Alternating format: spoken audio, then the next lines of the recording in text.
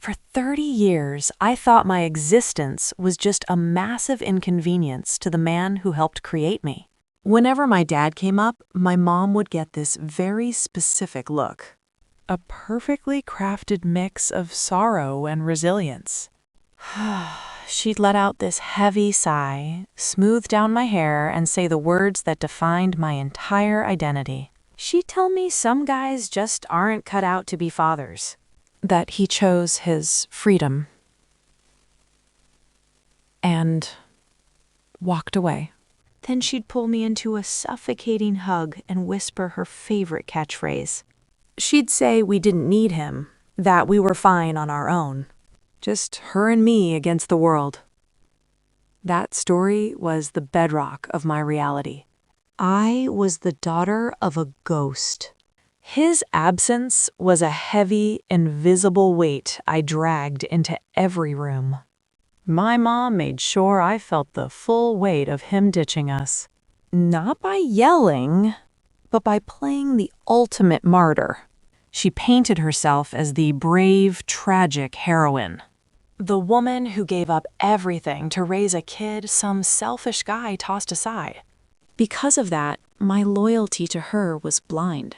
I thought she was the only one who chose me. Life wasn't exactly easy for us.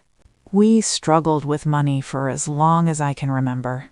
I grew up constantly stressed about cash. Shivering memory. I still remember those freezing winters, wearing heavy coats inside just to keep the heating bill down. I remember the pure embarrassment of standing in the grocery checkout line, watching my mom debate which essential item to put back because we were a few bucks short. And through all of it, she made sure I saw how exhausted she was. She'd come home from the office, drop her bags, and just rub her temples. She wanted me to know exactly how hard she worked to keep a roof over our heads. She weaponized her struggle, turning it into a massive debt. If I ever dared to complain about missing a field trip, she'd immediately pivot back to my dad. She'd remind me that if he was a decent human being, things would be different. If he'd just chipped in, we wouldn't be struggling. But he didn't, so she had to carry the burden alone. As a kid, I soaked up that poison willingly. I learned to hate a man I'd never met. I spent Father's Day making cards for my mom instead. I wore my fatherlessness like a badge of honor, like proof we survived. But underneath all that bravado, his supposed rejection just hollowed me out. It planted this deep, insidious seed of unworthiness right in my chest. I spent my teens and early 20s battling severe anxiety and a crippling fear of abandonment. I constantly overcompensated with friends and boyfriends. I was terrified that if I wasn't perfect, they'd realize I wasn't worth keeping around. After all, if my own dad could just walk away, why would anyone else stay? And my mom fostered that codependency. She needed me to need her. Whenever I tried to get a little independence, she'd subtly undermine it. When I wanted to go to a college 3 hours away, she spent weeks crying. She told me she didn't know how she'd survive in an empty apartment without me. So I ended up commuting to a local community college just to appease her. When I started dating Mark in my late 20s, she found endless flaws in him. She warned me that men are inherently unreliable and to keep my guard up. She reminded me, yet again, of the lesson my father taught us. Through it all, I really believed she was just fiercely protective. I thought her suffocating grip was just the desperate love of a single mom who'd been wronged. I had no idea her love was actually a cage, and the lock was made entirely of lies. The turning point happened right after my 30th birthday. My mom had just retired and decided to sell the house she bought when I was in high school. She was downsizing to a small condo in a retirement community. She'd recently had minor knee surgery and couldn't manage the stairs, so packing up the house fell entirely on me. I took a week off work, rolled up my sleeves, and started sorting through decades of accumulated life. My mom was a borderline hoarder of sentimental stuff. She kept every school paper, every macaroni art, every receipt. The house was packed to the brim. But the real challenge was the attic. I always hated the attic. It was cramped, dusty, and poorly lit. My mom was always fiercely territorial about it, strictly forbidding me from going up there when I was a kid, claiming it was unsafe. I finally climbed up that creaky ladder, expecting nothing but old holiday decorations and moth-eaten clothes. The air up there was incredibly thick. It just smelled like dry wood and decades of undisturbed dust. I spent the first few hours just moving methodically, taping at boxes of old books, hauling down heavy garbage bags full of broken junk. It was tedious, exhausting work. By early afternoon, I'd finally cleared out the bulk of the clutter. That's when I uncovered the far back corner of the attic. It had been completely hidden behind a wall of stacked boxes. I just paused, wiping the sweat off my forehead, staring at this thing. It was tucked beneath a heavy canvas tarp. It looked entirely out of place next to all the cheap plastic bins.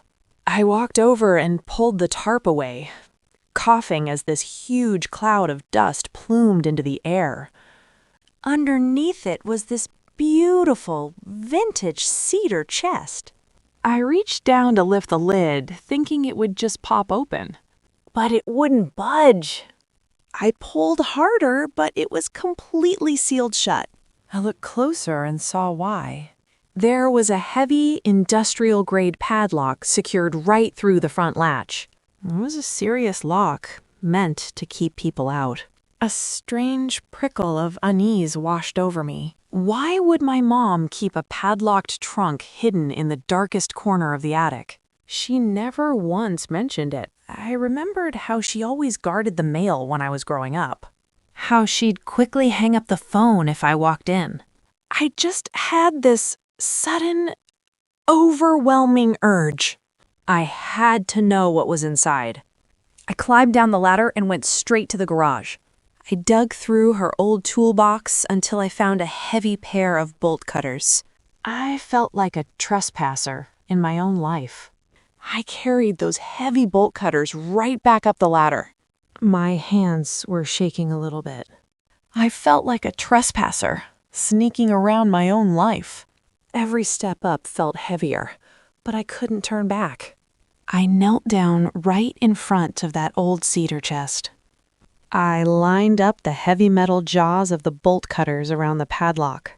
My heart was just hammering against my ribs. Part of me was screaming to just leave it alone. I took a deep breath, closed my eyes, and squeezed those handles with everything I had. There was this sharp, loud snap that echoed through the whole attic. The lock just gave way and hit the wood with a heavy thud. I set the cutters down on the floorboards, and my breath just caught in my throat. I reached out and grabbed the edge of the heavy wooden lid. I hesitated for a second. I was terrified of what she had buried up there in the dark. I slowly lifted the lid open, and the old hinges groaned super loud. This distinct smell immediately hit me. It was this mix of rich cedar and old paper. It was sweet, but honestly kind of suffocating all at once. I looked inside, expecting old diaries or family heirlooms. Instead, the chest was packed to the brim with neatly organized stacks of envelopes. They were bundled with thick rubber bands in perfect rows. There had to be hundreds. I just knelt there on the floorboards, my hands shaking uncontrollably as I reached into the trunk. I carefully pulled out the very first bundle. The envelopes were super yellowed with age. The rubber band was so brittle it practically crumbled the second I touched it. I turned the top envelope over and just stared at the handwriting. It was this neat, precise, masculine script in faded blue ink. It was addressed to my mom. It had the address of the apartment we lived in when I was just a toddler. My eyes drifted up to the return address in the corner. There was a name written there. Arthur Vance. This cold, paralyzing shock just radiated through my chest and pinned me to the floor. It was my father. The air suddenly felt way too thin to breathe. I'd only heard his name spoken a handful of times, always with a venomous sneer. Yet here it was, postmarked just 2 weeks after my first birthday. My hands went numb. My hands were completely numb as I tore that envelope open. I couldn't even feel my fingers. Just the rough texture of the aged paper giving way. Inside was a birthday card. It had this simple, faded drawing of a cartoon bear holding a single balloon. It was a card meant for a 1-year-old. As I opened the card, a folded piece of lined notebook paper slipped out. It just fluttered down, landing softly right on my lap. I stared at it for a second before picking it up. I picked it up and started to read. It said, "My dearest Maya, happy first birthday, my sweet girl." He wrote about how he couldn't believe it had been a year since he held me in the hospital. He wrote that my mom had moved without giving him the address, but he actually hired an investigator to find us. He promised he never wanted to leave. He said he'd never stop writing until I knew the truth. I stopped reading. A loud, ragged gasp just tore right out of my throat. The words blurred together as tears spilled over my eyelashes and dropped onto the aged paper. I couldn't even process what I was looking at. It completely contradicted everything I'd ever been told. Everything I built my entire identity on. He didn't walk away. He was kept from me. Frantically, I reached back into the chest and grabbed another envelope. This one was thicker. It was dated exactly a month later. I ripped it open with this desperate, frantic energy. Inside was another letter. He was pleading with my mom to let him see me, begging her to drop a restraining order she'd apparently filed under false pretenses. Folded behind that second letter was a piece of stiff paper. I pulled it out and just stared at it. It was a child support check made out to my mom for $600. It had never been cashed. I dropped that check like it burned my fingers. $600? I remembered freezing in our apartment, wearing coats inside to keep the bill down. She had this money sitting in a box? I just started digging deeper into the trunk. I was tearing into envelopes with this frantic, desperate energy. Year after year, the bundles just kept going. Every single month, a letter. Every single month, a check. I found a letter from my 5th birthday. He wrote about driving past my school, hoping to catch a glimpse of me. But he left, terrified my mom would call the cops. He even built a tree house, just in case. Then I found one from my high school graduation. He sat in the back row in a hat and sunglasses just to watch me. I remember wishing I had a dad cheering for me. He was there, and my mother knew. With every letter, the image of my mom as this selfless martyr just shattered. I found over 300 uncashed checks. Tens of thousands of dollars. She chose to keep us in poverty. She let me feel like a burden my whole life, just to keep her story going. I sat on that attic floor for 4 hours, surrounded by 30 years of lies. I read every single letter. I watched my dad grow from a panicked, heartbroken kid into a grieving older man. His frantic desperation slowly faded into this quiet, heavy sorrow. The last letter was postmarked just 3 months ago. He wrote that he was getting older and his health was declining. He said his absolute biggest fear was dying before he ever got to hear my voice. When I finally stood up, my legs were completely numb. But my mind, it was terrifyingly clear. All that overwhelming sadness just burned away. What was left was this cold, sharp, diamond-hard rage. I wasn't even crying anymore. I was just calm. I didn't scream. I didn't break anything. I just carefully gathered a handful of the letters, making sure I had the first one and the last one. I grabbed a thick stack of those uncashed checks and shoved them in my bag. I climbed down that ladder and left the attic wide open. I didn't bother cleaning up. I left the chest open, left the bolt cutters on the floor, and walked straight out the front door. I had to find him. I drove straight to my apartment and locked the door behind me. I didn't call my mom. I just ignored the text she kept sending about the packing. I had to find him first. Finding Arthur Vance was surprisingly easy. He wasn't a ghost, and he wasn't hiding. He owned a small architectural firm just 45 minutes away. He'd been less than an hour away my entire life. I stared at his picture on the screen and my breath just caught in my throat.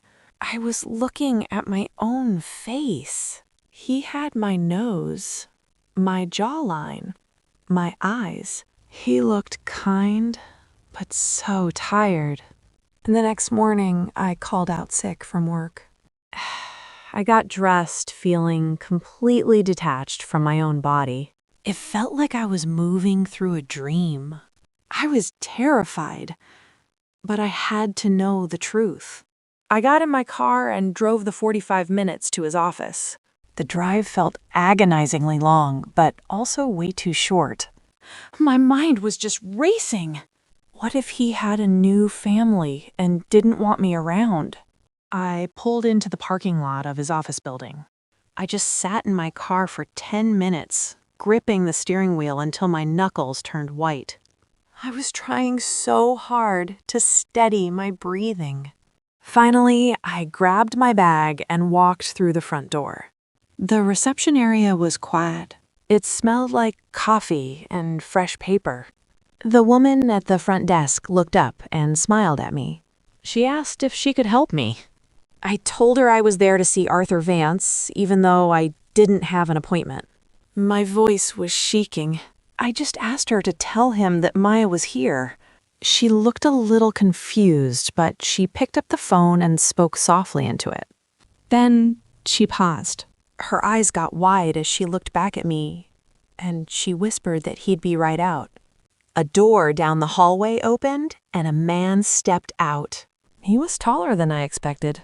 He took one step into the room and just stopped dead in his tracks. We stared at each other in absolute silence. The silence in that room was absolute. We just stared at each other across the distance. I watched the color completely drain from his face. His hands started shaking at his sides. He finally breathed my name, like it was a prayer he was terrified to say out loud. My voice broke the second I opened my mouth. I told him I found the box. I told him I found the letters. The second I said it, the dam just broke. The man I was taught to hate for 30 years covered his face with his hands. He let out this deep, agonizing sob. It was the sound of 3 decades of pure grief finally finding a way out. He stumbled forward, and I closed the distance between us. When his arms wrapped around me, a piece of my soul just snapped right into place. He smelled like cedar and drafting paper. We just held each other and cried for the childhood we were both robbed of. We ended up in his private office, just sitting across from each other. We talked for 6 hours straight, until our voices were completely hoarse. He laid everything out on the table. He told me the absolute truth about my mother. He explained how her postpartum depression turned into this intense, terrifying paranoia. She weaponized the legal system against him with false accusations. She dragged out the custody battle until he was completely bankrupt. Then she threatened to change my name and disappear forever if he didn't back off. He was so terrified she'd actually vanish with me. The only way she'd let him know where I was if he surrendered all his rights. He sent a letter and a check to a P.O. box every single month. When I turned 18, he waited by the phone for a year, thinking I just didn't want him. I reached across the desk and gripped his hand. I told him she never said a word about the letters or the money. I told him she spent my entire life saying he didn't care. She made me believe he just walked away. He started crying again, swearing he loved me every second of every day. He actually pulled out his own records to show me. He kept carbon copies of every single letter and bank statements for every check. He lived this quiet, lonely life because his heart was completely consumed by me. Leaving his office that night was the hardest thing I've ever done. He offered to come with me, but I knew I had to do this alone. It was time to stop being the terrified, compliant daughter. I was finally ready to face the woman who orchestrated this entire nightmare. I drove straight to my mother's house. The whole drive was just a blur. I was completely locked in on what I had to do. It was time to face the woman who orchestrated this entire nightmare. Her car was in the driveway and the living room lights were on. I walked up the pathway to the front door. I had the heavy canvas bag slung over my shoulder. It held every single letter and uncashed check. I unlocked the front door and stepped inside. The house was suffocatingly neat, just like always. I didn't even say a word to announce myself. I just walked right in. My mother was sitting on the living room sofa. She was just watching TV with a cup of tea in her hands. She looked perfectly comfortable. She had absolutely no idea her entire world was about to collapse. She looked up when I walked in. Her face immediately twisted into this mask of pure irritation. She snapped at me, demanding to know where I'd been all day. She complained that I couldn't just disappear when she needed me to pack the attic. I didn't say a single word back. I walked slowly into the center of the living room. I stood directly between her and the television. I just stared down at her, feeling absolutely nothing but cold resolve. I reached into my canvas bag. I pulled out the thick stack of yellowed envelopes. I grabbed the bundle of uncashed checks right along with them. I held the physical evidence of 30 years of lies right in my hands. I dropped them heavily onto her pristine glass coffee table. They landed with a solid, definitive thud. The sound echoed in the quiet room. It completely shattered the suffocating neatness of her space. My mother's eyes dropped to the table. I watched the exact moment her brain registered what she was looking at. She saw his handwriting. She saw the brittle rubber bands and the bank checks. She just looked so satisfied. It was replaced instantly by a stark, terrifying panic. All the color completely drained from her cheeks. She looked up at me, her mouth just opening and closing silently. I stared at her, my voice completely deadpan and devoid of any emotion. "I found the trunk," I told her. I broke the lock. She swallowed hard, her eyes darting toward the hallway like she was looking for an escape. Then she slipped right back into her fragile victim voice. She told me I shouldn't have gone through her private things. She actually called it an invasion of privacy. A humorless laugh just slipped out of me. Privacy? I asked her how she could even say that word. She stole my father. She stole 30 years of my life. She stole my entire sense of self-worth, and she wanted to talk about privacy? She stood up, tears springing to her eyes as she locked that victim mask firmly into place. She cried out that she was just protecting me. She claimed he was unstable. Then she reminded me that she was the one who sacrificed everything for me. That was it. My calm facade finally broke. You sacrificed nothing, I yelled at her. I pointed right at the stack of checks on the glass table. I screamed that there was over $100,000 in uncashed child support just sitting right there. I reminded her how we froze in the winter, eating rice and beans while she cried about providing for me. I demanded to know why she did it. Why make me feel like a burden every single day when she had the money sitting in a box in the attic? She flinched and stepped back. She told me that if she took the money, it meant he had a claim to me. She said we didn't need him. And then she looked right at me and said she did it because she loved me so much she couldn't bear to share me. My voice dropped to a harsh whisper. I told her that wasn't love. It was sickness. I told her she didn't love me, she possessed me. She needed me to be broken and fatherless so I would never leave her. She built my entire life on a lie, just so she could play the hero. The fragility completely vanished from her face. It was replaced by this ugly, vicious rage. She shrieked that she was my mother, that she gave me life, and that I owed her everything. Her face turned bright red. She screamed that he only wrote a few letters while she was the one who wiped my tears and paid for my food.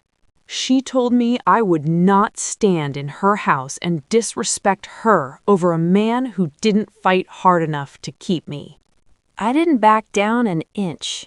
I told her he went completely bankrupt fighting her in court. He only stopped because she threatened to change my name and vanish. I looked her right in the eye and said, I just spent the last 6 hours with him. She physically recoiled, like I'd just slapped her. She staggered back against the couch, looking absolutely horrified. After a lifetime of lying to me, she actually had the nerve to say I betrayed her. All my anger just suddenly evaporated. It was replaced by this cold, rock-solid clarity. I told her she was the one who betrayed me every single time I cried on Father's Day. I called her a manipulative liar and told her we were done. The rage completely dropped from her face. She started sobbing, reaching out for me with these shaking hands. She begged me not to leave, crying that I was all she had left in the world. It was pathetic. I just stood there, looking at the woman who controlled my entire existence. For the first time, I didn't see a martyr or a protector. I just saw a terrified, broken woman who ruined my life to soothe her own insecurities. And honestly, I felt absolutely nothing for her. I told her she wasn't alone. I said she had her house and she had all her things. But she didn't have a daughter anymore. I turned my back on her and walked straight toward the door. I walked out the front door and never looked back. I didn't help her pack, and I didn't help her move. I just got in my car and drove away. For the first time in my life, I could actually breathe. I completely cut her off. I blocked her number, blocked her socials, and had a lawyer send a formal cease and desist letter. I knew she'd tell the rest of the family I abandoned her. But I honestly didn't care. I was done playing a part in her fake narrative. It's been 3 years since I opened that chest. Healing hasn't been easy, to be honest. Unlearning 30 years of manipulation takes a lot of therapy and a lot of patience. I had to mourn the childhood I lost and figure out who I was without all that guilt. But out of all that betrayal, I built something beautiful. Arthur and I spend a lot of time together now, just making up for lost years. We get dinner twice a week and spend the holidays together. It's complicated building a relationship from scratch, but it's so worth it. Arthur actually walked me down the aisle when I got married last year. It was this beautiful moment I thought I'd never get to experience. Having him beside me felt like a missing piece of my soul was restored. We're navigating this beautiful reality of building a father-daughter relationship from scratch. It takes patience, but every new memory feels like a massive victory. We spend hours just catching up on everything we missed. It's definitely bittersweet, knowing how much time was stolen by my mom's lies. Sometimes a quiet sadness hits when we realize we missed those normal childhood milestones. But we refuse to let grief define our future. The joy of finally knowing him completely outshines the darkness of the past. Whenever he laughs, those heavy shadows from my childhood just evaporate. I finally have the dad I spent 30 years wishing for. I kept the letters he sent me. Every single one. From that first birthday card to the final note. I brought them all into my own home. They're honestly my most prized possessions now. I carefully untied those brittle rubber bands and organized the envelopes by date. Touching the aged paper grounds me, reminding me of a love that survived decades of lies. He never gave up on me. They sit in a heavy, fireproof safe in my bedroom closet now. I don't keep them locked away as some dirty secret. Instead, they're preserved as a permanent, undeniable testament to the truth. Whenever my old anxieties try to creep back in, I just open the safe. Seeing his handwriting instantly quiets any lingering doubts in my head. The letters are tangible proof that I was always wanted. They're proof that I was always loved, fiercely and unconditionally. My mom tried to rewrite my history to make herself the hero, but the ink on these pages tells the real story. I close the heavy steel door of the safe and spin the dial. It's a completely different kind of lock than that padlock in the attic. This lock isn't meant to hide the truth. It protects it. I've spent a lot of time thinking about how we got here. And if there's one thing I've learned, sharing DNA doesn't give anyone a free pass to hurt you. Blood doesn't excuse abuse, no matter what. Growing up, I was taught that the word mother was basically sacred. I thought it automatically meant sacrifice and unconditional love. But I had to learn the hard way that it doesn't. The title of mother isn't a free pass for psychological destruction. For so long, I honestly thought setting boundaries made me a terrible person. I carried this massive, suffocating weight of guilt everywhere I went. I figured since she struggled so much, I owed her my silence. I thought I just had to comply and keep my mouth shut. It took a lot of therapy to untangle that web of manipulation. I had to realize that wanting my own life wasn't a crime. Taking my life back wasn't some cruel attack on her. It was just a desperate act of survival. I still think about that night in her living room, when I finally dropped those letters on the glass coffee table. Standing up to her and exposing all those lies was terrifying. But it was also the most important moment of my life. Walking out her front door that night changed absolutely everything. That was the exact moment I stopped being a victim in her story. I finally stopped playing the helpless daughter she needed me to be. I took the pen out of her hand and started writing my own life. It's pretty terrifying when you finally understand how control really works.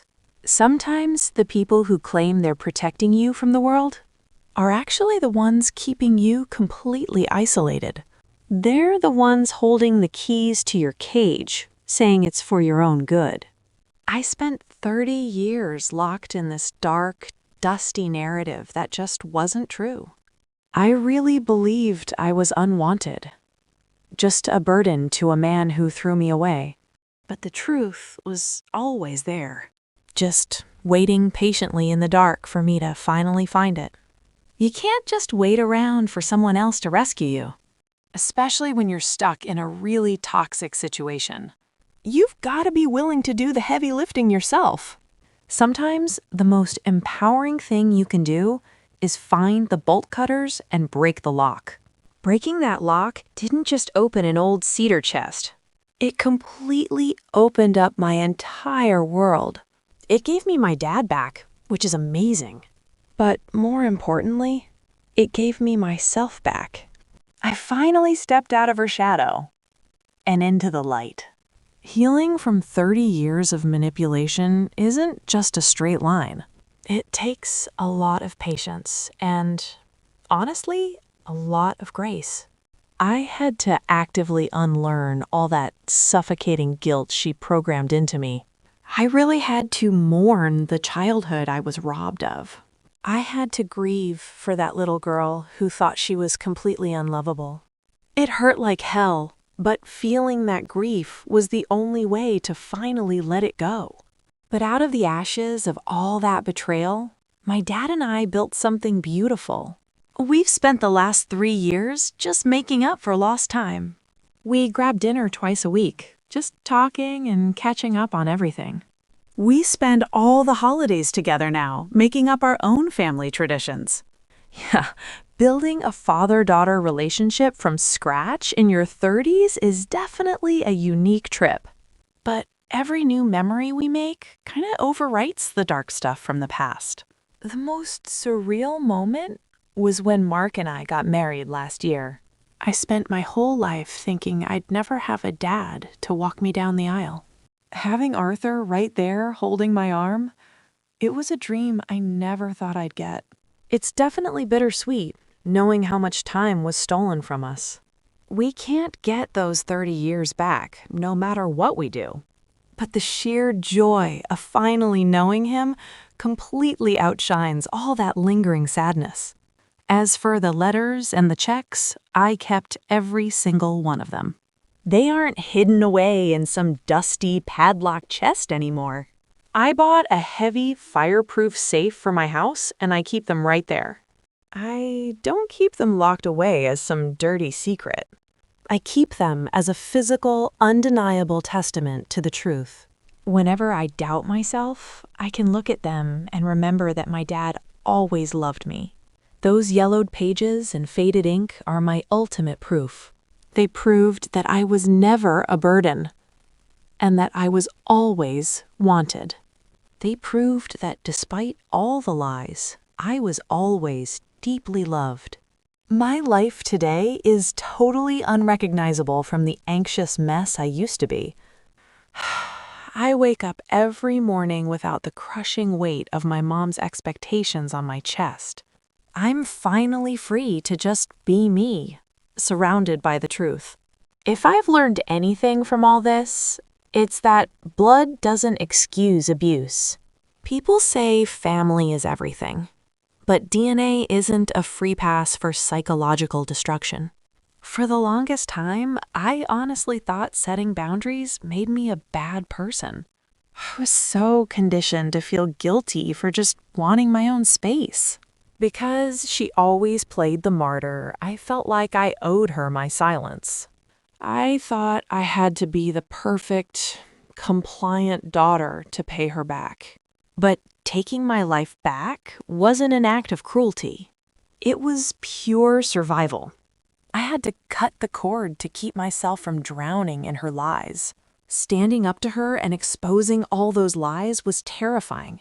Walking away felt like stepping off a cliff, but it was the moment I stopped being her victim. I finally took the pen out of her hand. I wasn't just a prop in her tragic story anymore.